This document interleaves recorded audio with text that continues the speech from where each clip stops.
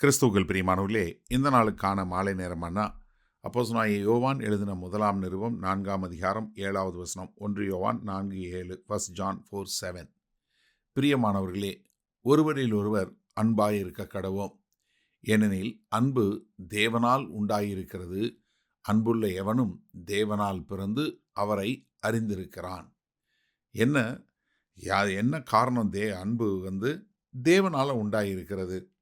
அதனால நம்ம ஒருத்தரில் ஒருத்தர் அன்பாக இருக்க கடவோம்.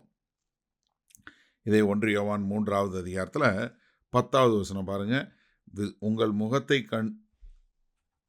1 யோவான் 3வது அதிகாரம் 10வது வசனம். இதனாலே தேவனுடைய பிள்ளைகள் இன்னார் என்றும் பிசாசின் பிள்ளைகள் இன்னார் என்றும் வெளிப்படும். நீதியை செய்யாமலும் தன் சகோதரனில் அன்பு கூறாமலும் இருக்கிற எவனும் தேவனால் உண்டானவன் அல்ல.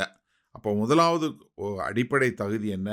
நீங்கள் தேவனால் உண்டானவங்களாக இருந்தால் அன்பு செலுத்தக்கூடியவங்களாக இருப்பீங்க. அடுத்து 11வது வசனம் பாருங்கள்.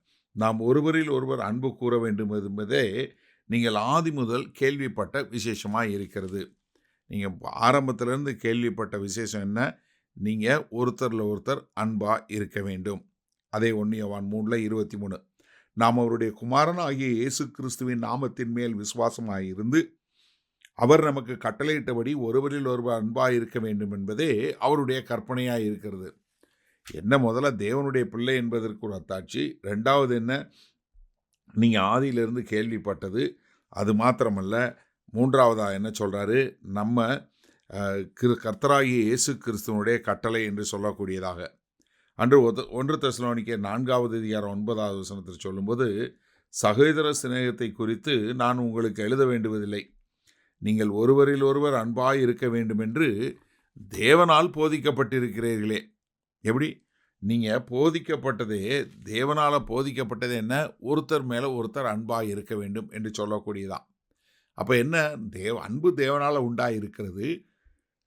நாம் ஒருவர் மேல் ஒருவர் அன்பாய் இருக்க வேண்டும். அப்போ என்ன? அன்புள்ள எவனோ தேவனால் பிறந்து அவரை அறிந்தவனாய் இருக்கிறான்.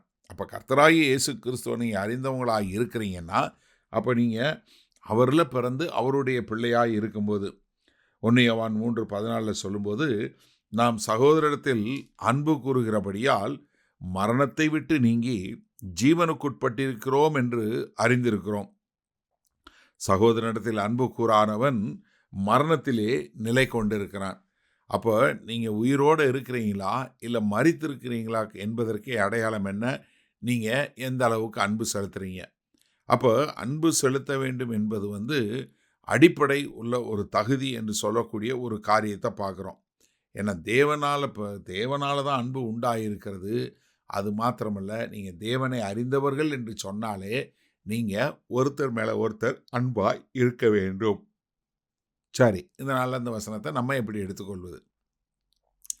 அதாவது நீங்கள் ஒரு கிறிஸ்தவன் என்பதற்கு ஒரு அடையாளம், கர்த்தராகிய இயேசு கிறிஸ்துவனுடைய கற்பனைகளை நான் விசுவாசிக்கிறேன்னு சொல்கிறவங்க, கர்த்தராகிய இயேசு கிறிஸ்து தான் என்னுடைய தேவன் என்று சொல்கிறவங்க, தேவனால் பிறந்தவர்கள், நித்திய வாழ்வு பெற்றவர்கள். இதில் ஏதாவது ஒரு தகுதி உங்களுக்கு வரணும்னா நீங்கள் என்ன? காண்கிற சகோதர சகோதரிகள் மேல் அன்பு செலுத்தக்கூடிய மக்களாக.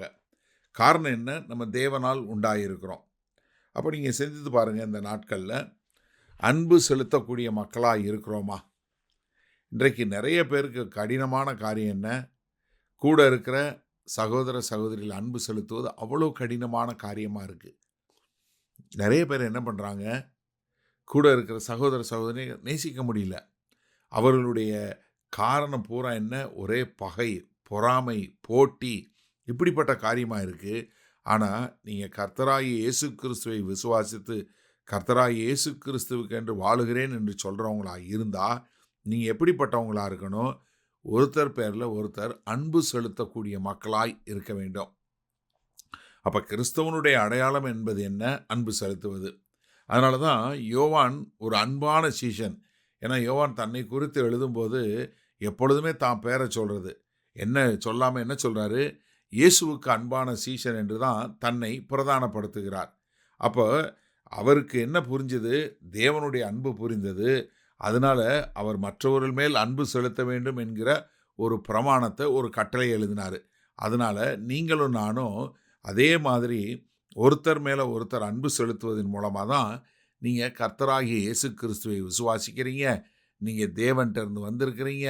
தேவனால் பிறந்திருக்கிறீங்க. தேவனை அறிந்திருக்கிறீர்கள் என்பது மற்றவர்களுக்கும் உலகுக்கும் தெரியக்கூடிய ஒரு காரியமாக இருக்கும். அப்போ நம்ம நம்ம அடையாளம் ஒருவர் மேல் ஒருவர் அன்பு செலுத்தக்கூடியதாக இருக்கட்டுமா? மகா கிருபையும் இரக்கம் நிறைந்த எங்கள் அன்பின் தகப்பனே, கர்த்தாவே, இந்த அருமையான நல்ல நாளுக்காய் நன்றி. இந்த நாளிலும் இந்த செய்தியை கேட்டுக்கொண்டிருக்கிற ஒவ்வொருவரும், ஆமாண்டவரே, எப்படி ஒருவர் மேல் ஒருவர் அன்பு செலுத்தக்கூடிய மக்களாய், உற்சாகமாய், உமக்கென்று வாழக்கூடிய மக்களாய் இருக்க எங்கள் தேவன் கிருபையும் இரக்கமும் பாராட்ட வேண்டுமாய் இயேசு கிறிஸ்துவின் மூலம் ஜெபிக்கிறோம் ஜீவனுள்ள வல்ல பிதாவே, ஆமேன். கர்த்தர் உங்களை ஆசீர்வதிப்பாராக. நாம் நாளை காலை தினசரி தியானத்தில் சந்திப்போம். Good night.